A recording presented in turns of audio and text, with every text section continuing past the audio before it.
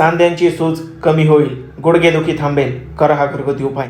असा हा सोपा घरगुती उपाय बनवण्यासाठी आपल्याला फक्त 3 वस्तू आवश्यक आहेत. त्यापैकी पहिला घटक म्हणजे अश्वगंधा पावडर.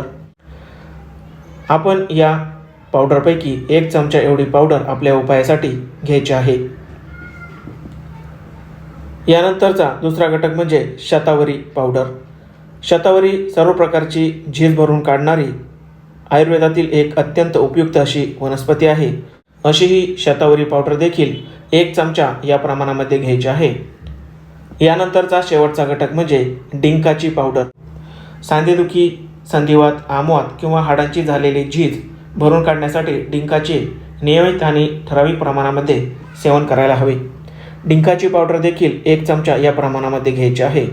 आता हे सर्व घटक व्यवस्थितपणे मिक्स करायचे आहेत. आता आपल्याला आवश्यक आहे 1 ग्लास कोमट पाणी.